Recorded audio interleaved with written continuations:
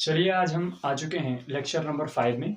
और आज हम इस बेसिक केमिस्ट्री के लेक्चर नंबर 5 में आज हम पढ़ेंगे कि मोल अवधारणा क्या है। मोल के बारे में आज हम जानेंगे। तो देखते हैं कि मोल क्या है। मोल को जानने से पहले कुछ चीज को जानते हैं कि हम जानते हैं कि वन डजन वन दर्जन यानी एक दर्जन बराबर कितना होता है 12। या हम कह सकते हैं एक दर्जन केला बराबर कितना केला 12 केला। मैं कह दूं वन स्कोर चूड़ी, वन स्कोर चूड़ी। तो वन स्कोर चूड़ी बराबर कितनी चूड़ी हो जाएगी 20 चूड़ी हो जाएगी। कितनी चूड़ी 20 चूड़ी। उसी प्रकार से मैं कह दूं वन मोल, क्या कहते हैं हम वन मोल। तो जो वन मोल होगा वो वन मोल इक्वल हो जाता है 6.022 इंटू 10⁻23। अब यहां पर अवयव अवयव अवयव मतलब इसमें बोले तो कह सकते हैं हम परमाणु, अणु,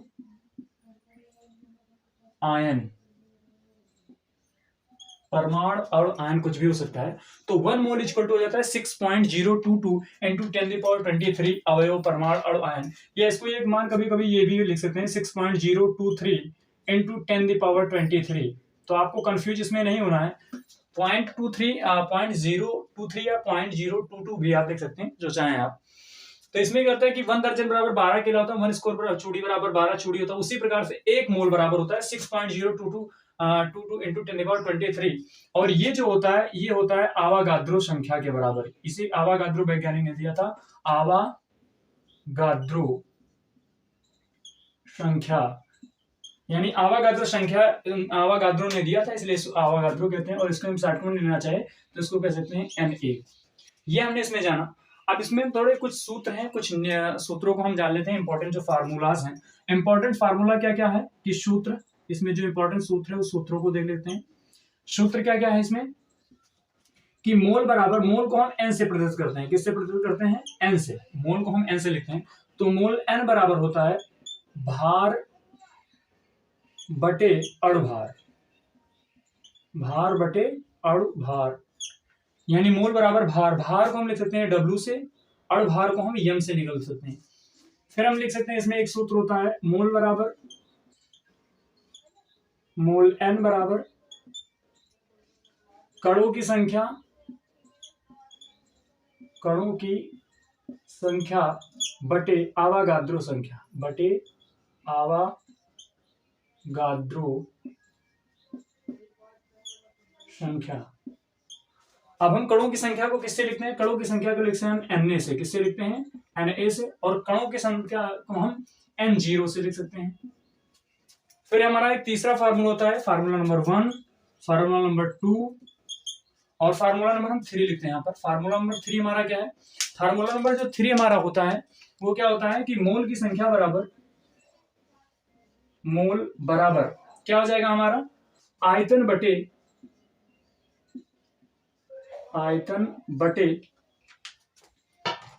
22.4 और ये जो मान होगा आपका लीटर में। तो हमारे 3 फार्मूले, इन तीनों फार्मूलों को आप नोट करें। चलिए अब इस पे हम एक एक न्यूमेरिकल देख लेते हैं कि न्यूमेरिकल किस प्रकार से लगेगा। हमने पहले फाइनली हम पूरा लिख देते हैं कि मोल बराबर होता क्या क्या है। तो मोल बराबर हमने एक सूत्र लिखा है भार बटे अणुभार, भार बटे अणुभार। और फिर हम जानते हैं कि मोल बराबर जो होता है वो कणों की संख्या, कणों की संख्या बटे आवागाद्रो संख्या, आवागाद्रो की संख्या। और ये बराबर होता है आयतन बटे 22.4 लीटर। ये हमारा एक फार्मूला है। इस फार्मूले पर हम क्या कर सकते हैं, सवाल को हम हल करेंगे। तो हम एक सवाल ले लेते हैं कि पहला सवाल है, इसमें क्वेश्चन नंबर 1 है कि 16 ग्राम CH4 में मोलों की संख्या ज्ञात कीजिए, संख्या ज्ञात कीजिए। इसमें कह रहा है 16 ग्राम CH4 में मोलों की संख्या ज्ञात कीजिए। तो पहले इसमें हम देखते हैं कि क्या क्या दिया हुआ है। तो इसमें आपको हल लिखना है। आपको CH4 का भार कितना दिया है, CH4 का भार, तो CH4 का भार बराबर आपको दिया है 16 ग्राम। और हम अणुभार निकालना जानते हैं, तो CH4 का अणुभार, अणुभार के लिए हमने वीडियो बना रखी है, आप उसको अणुभार को बेसिक केमिस्ट्री में देख सकते हैं। तो अणुभार के लिए अणुभार कैसे निकालेंगे, CH4 का अणुभार कितना होता है, 16 ग्राम होगा। कैसे होता है इसको देख लीजिए। एक कार्बन का जो होता है वो कितना होता है, 12, तो एक कार्बन में 12 का नंबर 12, और 4 हाइड्रोजन, 4 हाइड्रोजन के 1 into 4, और ये जब बराबर करेंगे 16 आएगा। फिर इसमें कह रहा है मोलों की संख्या याद कीजिए। किसकी संख्या, मोलों की संख्या। एक सूत्र इस पे लगेगा, इन सूत्रों में से कौन सा सूत्र लगेगा, तो मोल बराबर भार बटे अणुभार पे लगेगा। तो इसको हम लिख सकते हैं कि मोल बराबर भार बटे अणुभार, भार बटे अणुभार। भार का मान, भार कितना दिया हुआ है इसमें, 16 ग्राम, और भार कितना दिया हुआ है, 16 ग्राम। 16 को 16 से कैंसिल करेंगे तो n इक्वल टू कितना आ जाएगा, यानी मोल बराबर कितना आ जाएगा, 1 मोल। यानी 16 ग्राम CH4 में मोलों की संख्या कितनी होगी, 1 मोल होगी। चलिए अभी इसमें हम क्या करते हैं, अगले सवाल लगाते हैं। फिर देखते हैं, हम अगला सवाल देखते हैं। और अगला सवाल हमारा कौन सा है कि जब आपको कणों की संख्या दी हुई, कौन सी दूसरी कंडीशन क्या है, जब कणों की संख्या आपको पता है, जब कणों की संख्या ज्ञात हो। तो कणों की संख्या ज्ञात होगा तो उसके लिए हम कौन सा फार्मूला लगते हैं, n इक्वल टू, यानी मोल बराबर क्या लिखते हैं, कणों की संख्या, कणों की संख्या और बटे आवागाद्रो की संख्या। तो ये वाला इसमें फार्मूला लगाते हैं। एक सवाल हम इसमें ले लेते हैं। सवाल क्या है आपका, मान लेते हैं सवाल है, सवाल नंबर दूसरा इसमें हम लेते हैं। सवाल क्या है कि यूरिया के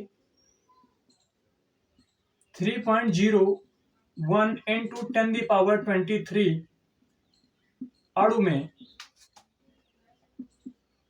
मोलों की संख्या ज्ञात कीजिए, मोलों की संख्या ज्ञात करो। तो बहुत सिंपल फॉर्म है। अब इसमें आप देखो कि यूरिया के अणु की संख्या दी है, कणों की संख्या दी हुई है। तो इसमें हम क्या लगाएंगे, कौन सूत्र लगाएंगे, ये वाला सूत्र लगा देंगे। क्या क्या लगाएंगे कि n इक्वल टू, कणों की संख्या आपको कितना दिया है, 3, सूत्र पहले ले लीजिए, कणों की संख्या बराबर n नॉट अपान क्या होता है, n a होता है। यह नॉट बराबर कितना दिया है, कणों की संख्या हमने लिखा है 3.01 दिया है, कितना दिया, 3.01 into 10⁻23 दिया हुआ है। आवागाद्रो संख्या n बराबर आवागाद्रो संख्या, और आवागाद्रो संख्या बराबर हम जानते हैं कितना होता है, आवागाद्रो संख्या बराबर 6.02 भी होता है, तो एक पॉइंट के बाद 2 ही अंक लिखने फिर भी चल जाएगा, इंटू 10 कितना हो जाएगा, 23 हो जाएगा। अब देखिए इसको हम इससे कैंसिल आउट कर सकते हैं, क्योंकि पॉइंट के बाद पॉइंट है बराबर, तो हम इसको क्या कर सकते हैं, कैंसिल आउट कर सकते हैं। और तो हमारा कितना हो जाएगा ये, और 10⁻23 कट जाएगा, क्योंकि ये ऊपर जाएगा, तो 10⁻23 इंटू 10⁻−23 कैंसिल आउट होगा, 0 हो जाएगा। तो ये कितना बचा आपका, 1/2, और यानी 1/2 का मान कितना होता है, 0.5, यानी जो आपको मोल आएगा, मोलों की संख्या बराबर आएगा, कितना आएगा, 0.5। यानी इसमें क्या कह सकते हैं कि आपका यूरिया के 3.01 इंटू 10⁻23 अणु में मोलों की जो संख्या होगी वह कितना होगा, 0.5 होगा। अब इसमें हम सवाल नंबर अगला देख लेते हैं। अगला सवाल कौन सा होगा,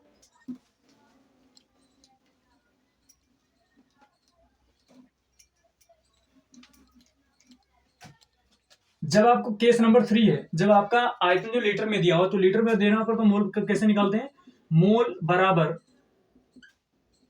आयतन, आयतन आपको दिया हो, क्या दिया हो, आयतन, और अपान 22.4, और ये किसमें होता है, लीटर में होता है।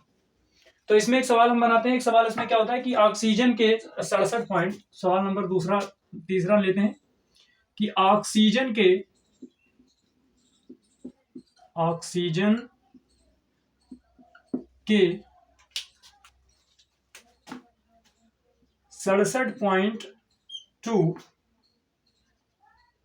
67.2 लीटर में मोलों की संख्या ज्ञात कीजिए, मोलों की संख्या ज्ञात कीजिए। अब इसमें क्या दिया हुआ है आपको, आयतन दिया हुआ है ना, ये लीटर आयतन दिया हुआ है, तो इस पे सवाल लगा देंगे, ये वाला सूत्र लगाएंगे कि n बराबर क्या हो जाएगा, आयतन, आयतन कितना b, और लीटर का मान कितना दिया है 22.4, ये तो ऑलरेडी दिया हुआ है, और ये किसमें है, लीटर में है।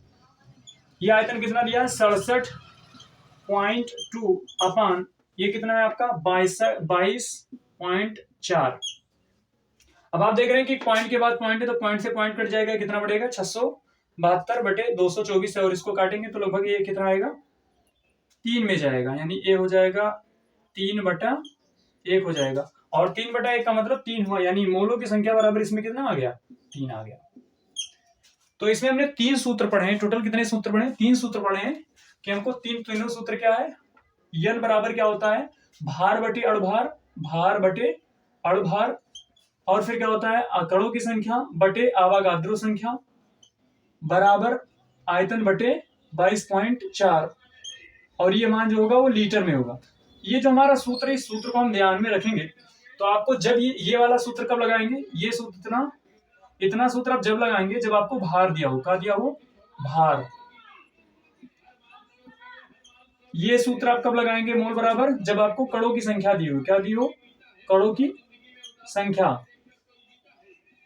ये आप कब लगाएंगे, जब आपको आयतन दिया हो और मूल पूछ रहा हो, जब आयतन दिया हो और मूल पूछ रहा हो, तो इतना चीज दे इसमें, तो 3 फार्मूला लगेंगे, फार्मूला नंबर 1, फार्मूला नंबर 2 और फार्मूला नंबर 3। तो हमें उम्मीद है कि आपको ये सारे सवाल समझ में आएंगे। अभी सवाल को लिख लीजिए, आपने इसको लिखा होगा, और सवालों का आप प्रैक्टिस करिएगा, और इसको पढ़ते फिर मिलते हैं अगले लेक्चर में। धन्यवाद, बहुत बहुत धन्यवाद।